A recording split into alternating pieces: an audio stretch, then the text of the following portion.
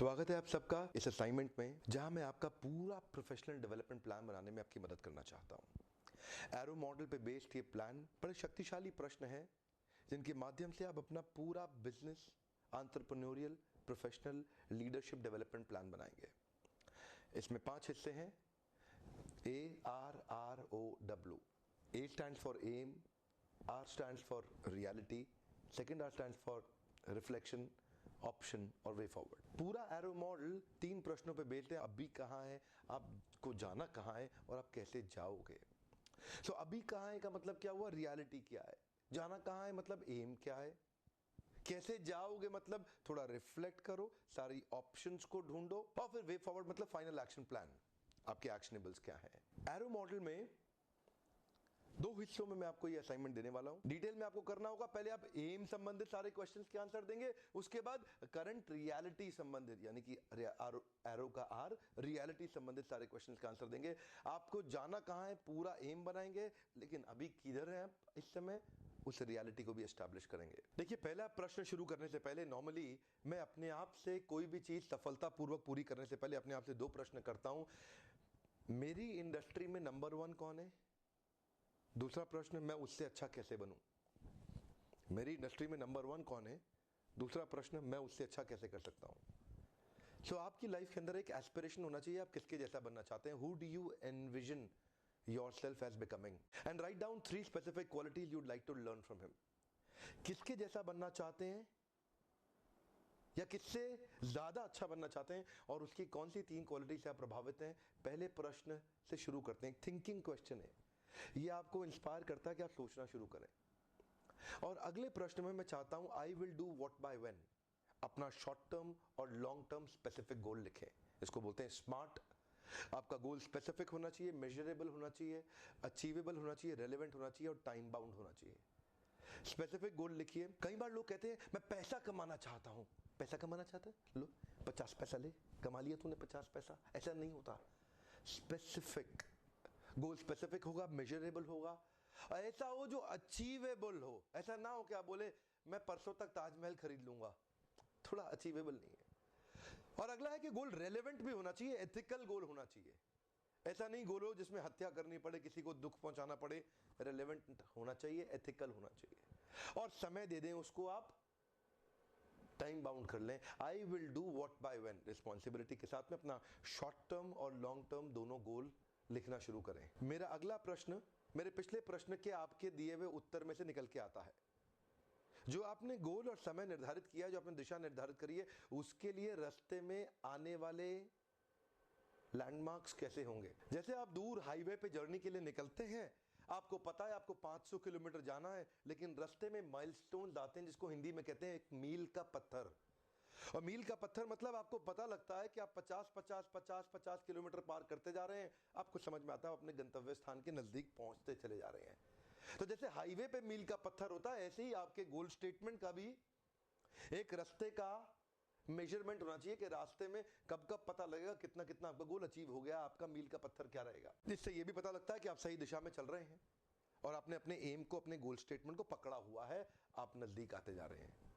M के बाद मैं अगले प्रश्नों पे आता हूं, उसको बोलते हैं रियलिटी। ये तो पता लग गया जाना कहां है, लेकिन आपको अब ये भी बनाना पड़ेगा आप अभी है कहां पे, उसको ठीक से समझना पड़ेगा। आपने जो मेजरमेंट अपना गोल स्टेटमेंट को लेके दिया है, वही मेजरमेंट आपको करंट रियलिटी को भी देना पड़ेगा। अभी कहां है, where are you right now, उसको कुछ मेजरमेंट और नंबर दीजिए और थोड़ा डिस्क्रिप्टिव होकर उसके बारे में लिखना शुरू करिए। रियलिटी का मेरा अगला प्रश्न है कि इस गोल को लेके क्या अभी तक आप कुछ कर चुके हैं।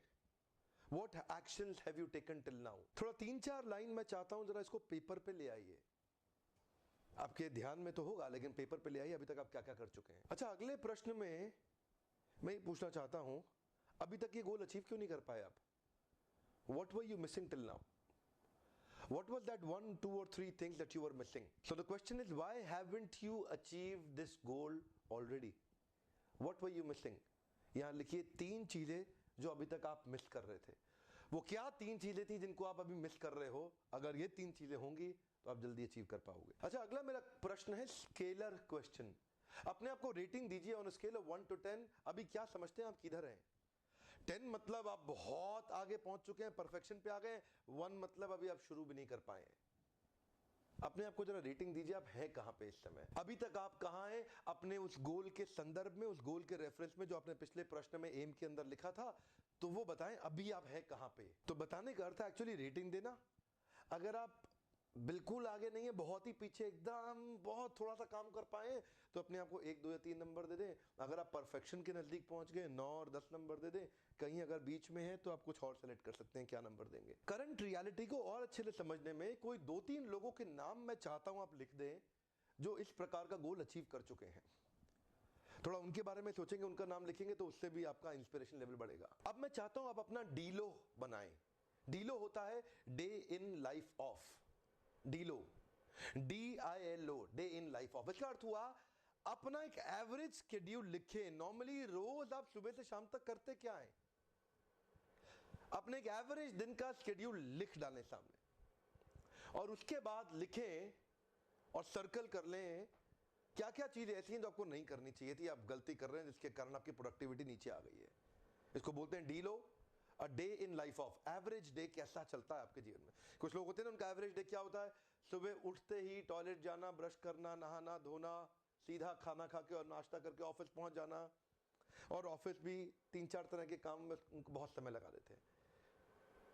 एक आप में से कुछ लोग ऐसे भी होते हैं जिनका दिन हर रोज अलग अलग तरीके से चलता हो, हर रोज थोड़ा अलग अलग हो। फिर भी एक एवरेज दिन को यहाँ लिखने की कोशिश करें, जिससे थोड़ी आपको मदद मिले ये समझने में कि आजकल आप किधर अनप्रोडक्टिव एरियाज में अपना समय खराब कर रहे हैं। देखिए मुझे पता है आप में से कई लोग जो है ना, वो दिमाग में रखते हैं आंसर्स को, लेकिन लिखते नहीं है। लिखेंगे नहीं ना तो सामने अगले प्रश्न में आपको मदद नहीं मिलेगा। इसको ठीक से प्रैक्टिस करना होगा आपको। अब मेरा अगला प्रश्न है, जो गोल स्टेटमेंट आपने लिखा है ना, उस गोल स्टेटमेंट से संबंधित आपकी सबसे बड़ी सिग्नेचर स्ट्रेंथ है क्या।